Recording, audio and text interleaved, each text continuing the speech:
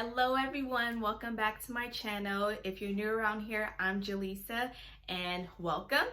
And so in today's video, I'm going to be sharing with you about something that all brides pretty much go through, which is stress.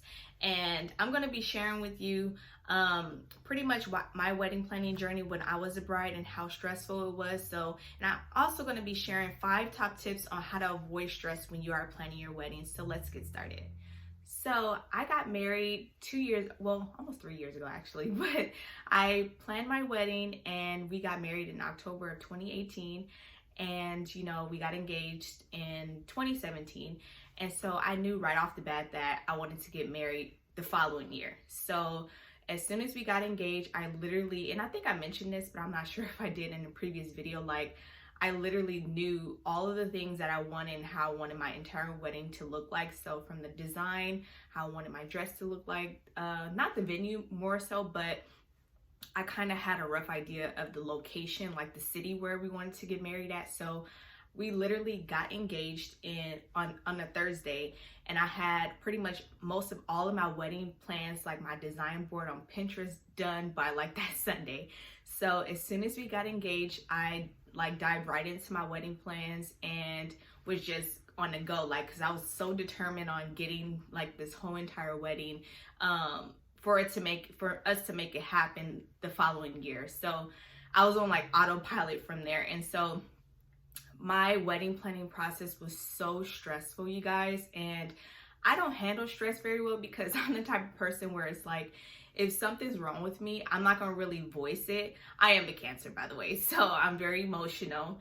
But anyway, yeah, my whole entire wedding process, I would look back on it and I feel like I regret that the most of it just being so stressful when we should have just been able to enjoy our engagement. So the one I'll talk about, as I go along, of all the things that stressed me out. But the first one was just basically me just going on autopilot. And I did have a day of coordinator. I didn't really have a full-time wedding planner. So we did decide to plan our own wedding ourselves. And then we hired a day of coordinator to basically take all of our wedding plans that we did and then hand it over to them 6 to 8 weeks prior. And they executed our whole entire vision the day of, so we can be able to enjoy our wedding with our wedding guests. So the first thing I would definitely say was that stressed me out the most was wedding dress shopping. So I did already know how I wanted my wedding dress to look like. So as soon as we got engaged, I started booking all of the wedding dress appointments so I can try on dresses. And my family is from the Bay Area, so I went up to Oakland and I tried on dresses at David's Bridal with my family just so I could have that experience with them. And then after that, I didn't really like the dresses that they had to offer, so I ended up coming back. And most of the time, I did bring a bridesmaid with me to try on dresses at another bridal gown store, and then I brought my sister-in-law with me so I can try on dresses from there. So I definitely wouldn't recommend going to so many bridal gown stores because it's going to overwhelm you. So I would definitely suggest that you stick with just 3 bridal gown stores and that's it, and that's the max. But because after that, if you tried on so many dresses, you're going to be really overwhelmed. So, and it's so crazy because I ended up picking the dress that I wanted in December. So the same year I got engaged. And even then I felt like I bought my dress too early, because after that I was satisfied, but I was like, man, did I buy this dress too early? Or, because after that I started trying on even more dresses after I bought it. So I would definitely not recommend you doing that because you're going to be overwhelmed. And what's the point of you even trying on more wedding dresses if you already bought your dress? So I don't know why I did that, but I felt like, how you get caught up in seeing what other people are doing, especially on social media, and you're like, oh my gosh, should I buy a second dress so I can have a reception dress? But again, I didn't have the budget to be buying no second dress unless I was going to buy it from, ASOS or something. I don't know, but I don't know why I even torture myself like that. But I would definitely recommend you not do that where you're buying, where you're still shopping for wedding gowns after you purchased it. So yeah, don't follow my footsteps with that because yeah, it was insane. I don't even know why I torture myself like that. And so the next thing I would say definitely that stressed me out the most when I was planning my wedding was comparison. So I would highly not recommend you do that, because that's just in life in general. Because it's so easy how we want to keep up what other people are doing, and how, okay, like, oh, this person went so extravagant with their wedding, so I'm gonna do that. Or you feel like, oh, I should top this person because they did this and they did that, and I definitely want to be able to top them. But it's not even all about that, you know. And I felt like I kept doing that to myself. Like, it was so funny because I would watch like reality shows, of course, like, you know, just random bridal shows. And I did watch, you know, I do like Keeping Up with Kardashians, but I don't watch them that much anymore. But anyway, I will watch, you know, those extravagant weddings, and I'm like, oh my gosh, like, I want to have something like this at my wedding. And my mom kept bringing me back to reality. She's like, girl, you ain't got Kim Kardashian money, so why are you even doing that to yourself? And or even when I was on Pinterest and looking at all of those extravagant boards on there, and I'm like, yeah, I definitely want a big centerpiece and all these floral arrangements, and I want my wedding to look like this. But it was becoming so much to the point where I had my whole entire wedding vision board with so many things that I know we knew we couldn't even afford it. So I don't even know why I did that. And oftentimes my husband would tell me like, yeah, we're not doing that. Like, it's gonna cost way too much money. But it was funny because each time I would present an idea to him, he's like, okay, how much does that cost? And I'm like, well, I don't know. I know I want it though. And he's like, yeah, we ain't gonna be able to do that. So, but I would definitely say, do not compare yourself to other people's weddings, because, you know, you do not have the same finances as they do. So just make sure you just stick to your own reality. And so the next thing I would say is that stressed me out the most when I was planning my wedding was listening to other people. And I hate that I'm this way, but I'm working on getting better at it, is people pleasing.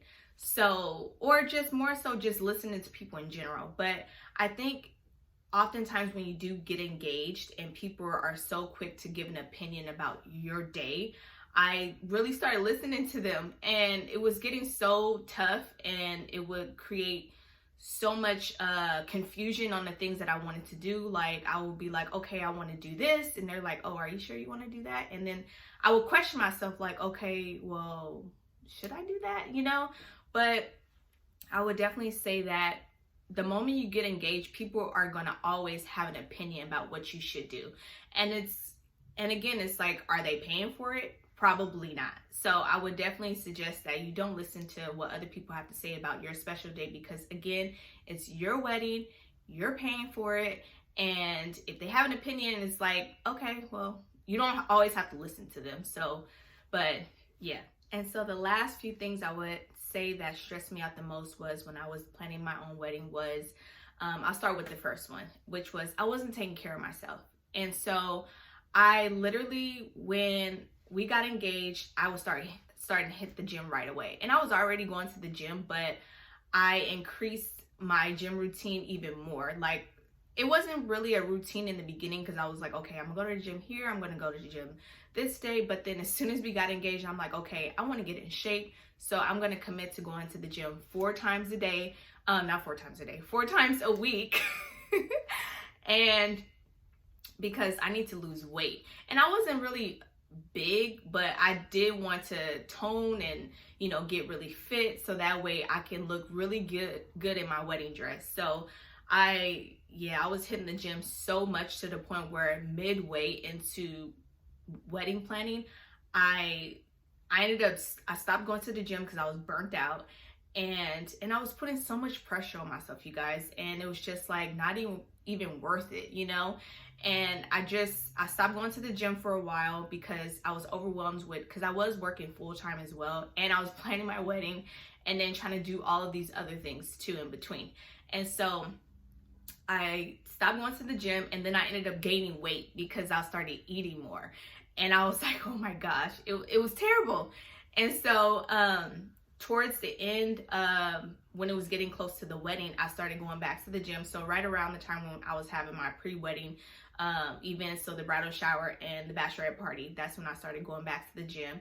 And I still felt pretty tired, but I would still at least push myself. But I felt like because I started going to the gym and working out and was so determined to lose weight so early on into my wedding planning journey, where I felt like my weight was like so up and down. And so many people were telling me like, why are you going to the gym so early? And I'm like, well, I do want to work out, and it's nothing wrong with that, but it's like I was literally like pushing it to the limit at this point because I was so determined to lose weight.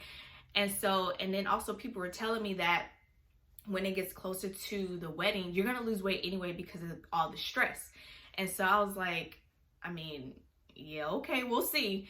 And then they were right. And then towards the end, after when I did my final dress fitting, my weight was like shedding off so fast. And then it was at a point where I already had done my final dress fitting, and you know, I'm pretty heavy up top and my dress was strapless. It was still kind of big because it fit pretty well in my mid area, but the bust area, it was still kind of big. And I was like, oh my gosh, are you kidding me? So I made it work in general, but it's like one of those things where it's like you don't want to start working out so early on in your wedding plans, and then you're burnt out, you don't even want to do it anymore, and then you're super stressed, and then you already lose all the weight anyway. So I would definitely just take note of that. Don't put so much pressure on yourself and to look a certain way. And you know, at the end of the day, you're gonna look beautiful anyway. So if I can leave that with you, definitely don't put too much pressure on yourself when you're trying to, you know, lose weight and look good and feel good, because you're gonna look beautiful on that wedding day anyway. So the last thing I would say that stressed me out the most and which caused so much emotion in me was I had really bad acne. And I already had, you know, acne at the time, but when I got married, the acne was so bad, you guys. Like, I tried everything. And then, you know, my skin, when I do get pimples on my face, they leave like these big black marks on my face. And then I was determined to have all this like flawless skin on my wedding day. So I did the one thing that they tell you not to do, was switch your beauty routine. And I did that. So I ended up hearing about the Indian clay mask, right? And I don't know if you guys heard about that, but it's just a mask, and I think you put apple cider vinegar in it, and then you put it on your face, leave it on there, and it's supposed to harden, and then you wash it off. And so I got it, and I was like, okay, yeah, let me try to do this. Girl, like my face was burning. And then my husband was just like, why are you putting that on your face? And I was like, because I heard it's supposed to get rid of acne scars. And then my face was like, it was terrible, you guys. And it made my acne even worse. And so, because I would go outside and I would have pimples on my face, and it was like those type of pimples where the sun hits your face and it's burning. And it was so bad, you guys. And even, it wasn't just from the Indian clay mask. I ended up trying some other beauty products I got from Nordstrom. And that's a whole nother story, where I spent so much money on beauty products from Nordstrom where it didn't even work. So I wasted my money there too, but it just made my acne even worse. I tried, you know, of course, drinking water and not using all that stuff that was put on my face. And then it was so funny because my husband would tell me, stop putting all that stuff on your face. And I kept doing it. I wasn't listening. And then my mom was like, why don't you just use Noxzema? And then I was like, I'm not using that. That's not going to work. And so I didn't listen. And towards the end of when it was getting closer to my wedding day, I started using the Noxzema, and it worked. And I was like, oh yeah, I should have listened. All in all, like, my wedding planning journey was good, but it was so stressful, you guys, that I caused that stress for myself. And so I want to quickly leave you guys with 5 tips so that way you can stay sane during your wedding planning process. So let's get into it. So the first tip I would give you is delegate your tasks. And whether that's, you know, giving your tasks to your family member that you can trust and that you can rely on, or your bridal party, they're there to help you. So delegate your tasks to your bridal party or a family member that can help relieve some of those wedding plans off of you. And also too, like, your fiance is there, so give them a task that they like and that they can enjoy and they don't mind, you know, taking off your plate as well. So delegate your tasks, you guys, and you do not have to go through this process alone, okay? And so the second tip I will leave with you is take a break. And that's something I wish I would have done. So definitely take a break from your wedding planning process, because it can be, planning a wedding is it can be stressful and overwhelming, but it doesn't have to be. So listen to your mind and your body, and if you feel like you need to take a break and take it slow too, because it's nothing like where you're feeling like you're on autopilot and you're just trying to get it all done. And that's when decisions are made and those decisions you feel like you regret. So definitely take a break if you need to, and take it slow. And the third tip I will leave with you is it's your wedding day and not anyone else's. So of course, the wedding is all about you guys, both you and your fiance. But again, it is a huge party for your guests as well. But just do remember that it is your wedding day and no one else's. And if everybody is going to have an opinion, and that's up to you if you want to listen or not. But all in all, it is your special day, not anyone else's. Fourth tip is, I mentioned this early on, is to don't compare yourself to other people in their wedding day. So, because by doing this and avoiding this is going to keep you just sane, and it's going to have you just stay in your own lane, basically. So don't worry about what other people are doing and what they're planning to do with their wedding, or how Instagram makes everybody's wedding look so dreamy, and how Pinterest makes everybody's wedding look so luxurious. Just focus on your wedding and your wedding only. Final tip I will leave with you is basically enjoy being engaged. And this is a really amazing and fun process or just experience that you guys are both going through. And this follows up with taking a break. So if you're planning to do date night every weekend if you want to, or once a week. Just have a time where you guys both be able to just enjoy each other and don't talk about wedding planning. Just have fun, enjoy, you guys, and just do a Netflix and chill, go get some wine and just chill out and have a date night. Yeah, I hope you guys enjoyed this. And one more thing I wanted to leave with you is the wedding is one day. And although it feels like you planned this whole entire wedding and for it to just be one day, and that's all it is. And the day is gonna go by super duper fast. And I think the most important thing is, of course, your wedding day is going to be amazing and magical, but your marriage is the one thing that's important. So at the end of the day, your marriage is important, and that's the one you want to look forward to. So if you like this video, give it a thumbs up. And if you want to be a part of my community here, subscribe to my YouTube channel. I really appreciate it. And I would love to know, like, if you're planning your wedding right now, what's one thing that you can take away from this video that you can implement in your wedding plans so you can stay sane during your wedding planning process? So you can just leave them in the chat below and I will comment back. And until then, I'll see you next time. Bye.